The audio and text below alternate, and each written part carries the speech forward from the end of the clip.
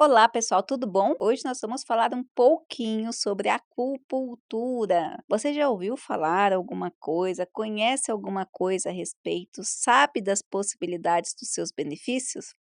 Vamos falar um pouquinho hoje sobre isso e vamos falar dos resultados ou melhor ainda, sob a ótica de um artigo científico que foi publicado na revista científica multidisciplinar Núcleo do Conhecimento e foi produzido pela Karine Lucas Tavares de Fonseca e pelo seu orientador Raul Breves Sobrinho. Então, antes de a gente conhecer um pouquinho desses autores, eu sempre falo das premissas. Pegou um material científico, não só material científico, teve acesso a alguma informação, algum conhecimento, investigue quem é a pessoa que está reverberando, da onde ela está falando, qual é o local de fala, o quanto que ela entende sobre essa temática. E não é diferente nesse artigo daqui. Mas a gente vai falar que esse artigo ele está sim no contexto da acupuntura e o título dele é Resposta do paciente com lúpus eritematoso ao tratamento com Yamamoto New Scalp Acupuncture, conhecido também como INSA. E agora sim nós vamos conhecer os autores. Então, está falando de lúpus, está falando de acupuntura. Quem são os autores, né?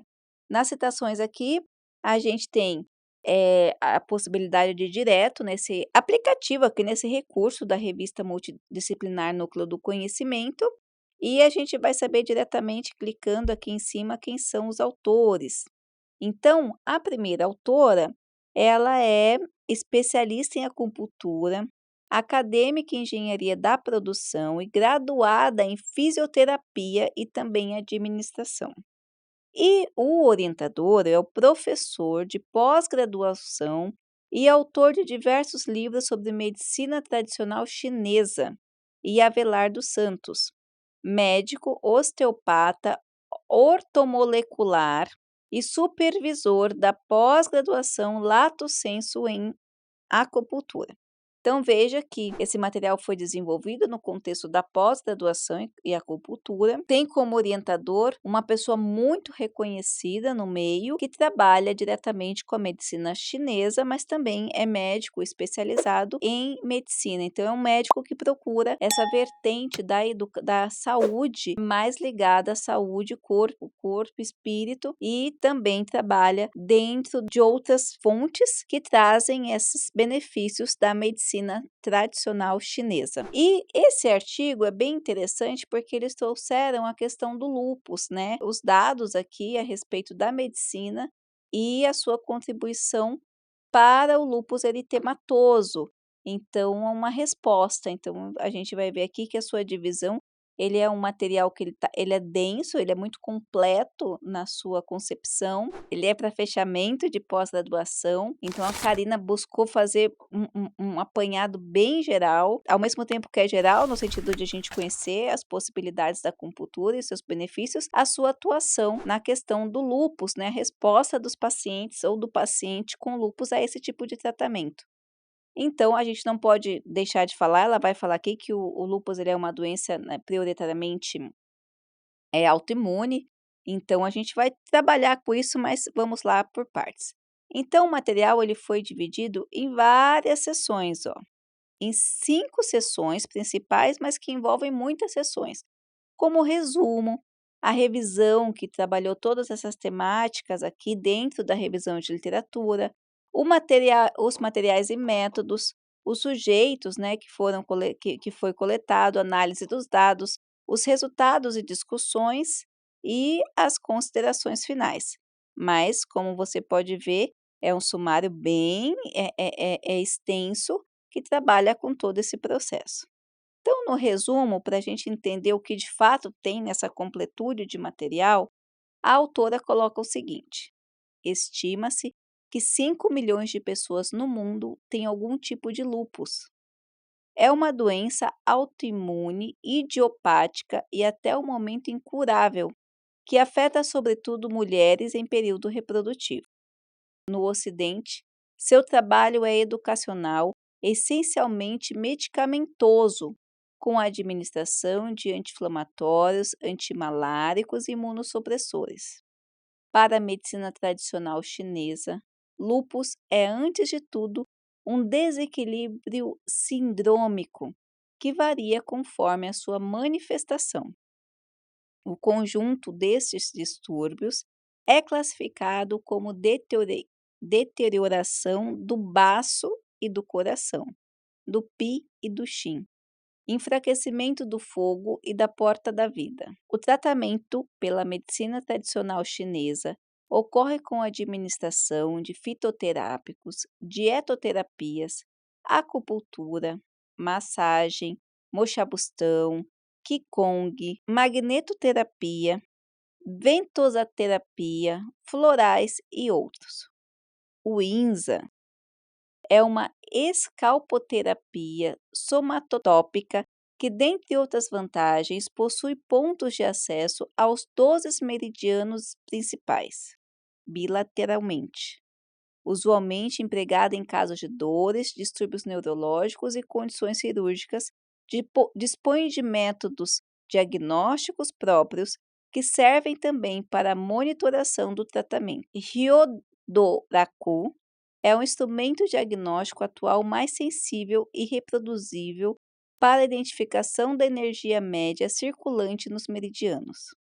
Essa pesquisa visou identificar a utilidade da INSA no tratamento do paciente lupíco. Nesse processo, monitorou-se a evolução energética de um paciente portadora de lúpus considerada grave ao longo de 23 aplicações de INSA. Comparou-se com os resultados da acupuntura com os da alopatia. Com a INSA, além de relaxamento e controle da dor, houve maior adequação energética. Os ganhos relevantes ao longo das 23 aplicações de INSA, chegando-se ao triplo do padrão energético inicial. Recuaram quase totalmente ao tratamento exclusivo com alopatia. Com efeito, o difosfato de cloriquina trouxe muito mais perdas do que ganhos.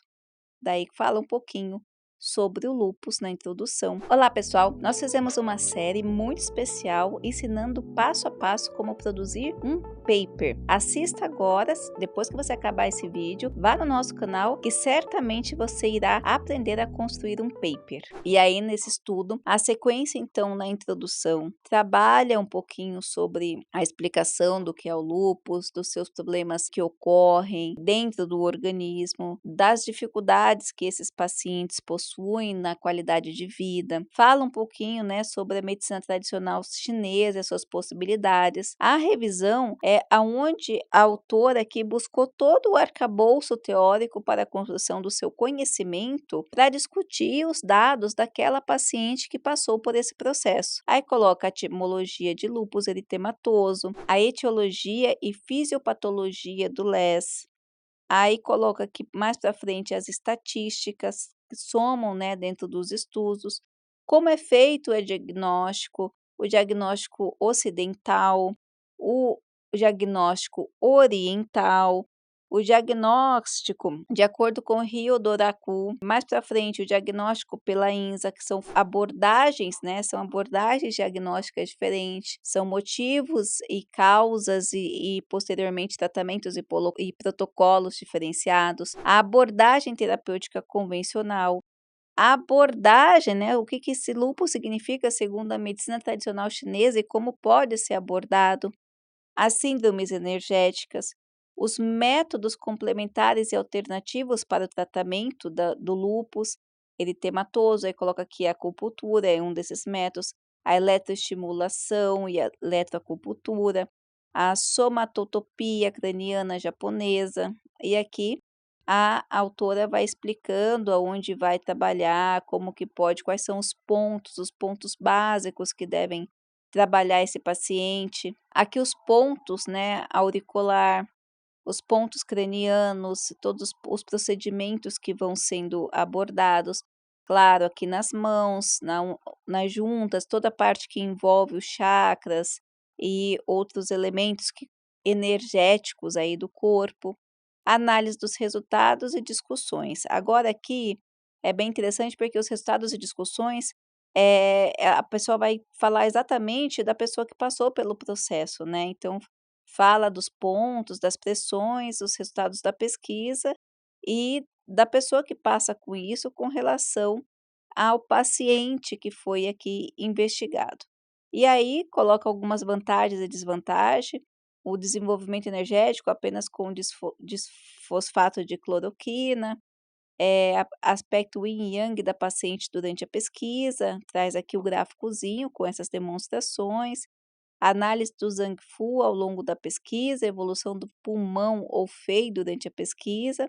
Então faz um apanhado geral dessa paciente para saber quais foram os resultados e evoluções finais. E aqui no final tem algumas conclusões do procedimento, né, como essa paciente conseguiu perceber e conseguiu evoluir durante o tratamento. E ela conclui falando que na primeira sessão é intenso e generalizado, com exceção do fígado, fala sobre o déficit energético, vai colocando algumas principais na oitava sessão, por exemplo, coloca mais ou menos das sessões, quais as pacientes compareceu com média energética normal, em relação à terapia exclusiva com INSA, a associação com o difosfato de cloroquina, daí trouxe ver como ela reagiu com esse difosfato, com e sem a cloroquina durante esse tratamento. E aí, por fim, a autora conclui que, apesar das variações negativas e de não obter ainda cura para o lúpus,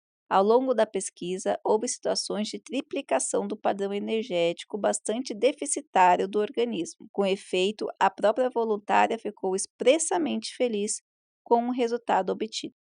E aqui é algumas as considerações, enfim. Esse material, principalmente para você que é da área da saúde, ou você que apresenta qualquer tipo, conhece alguém com esse tipo de doença, ou que gosta da medicina tradicional chinesa, é bom dar uma olhada na sua íntegra, que a gente reconhece que é um material realmente extenso, mas muito contributivo para a construção do conhecimento e para a compreensão das possibilidades da acupuntura e do tratamento do lúpus, ainda mais com alternativas que tragam, né, menos déficit ao organismo. Então, não se esqueça de ir até a revista Núcleo do Conhecimento, acessar esse material. Não esqueça ainda de deixar o seu comentário aqui e lá também, compartilhar esse material e se inscrever no nosso canal. Um grande abraço e até a próxima!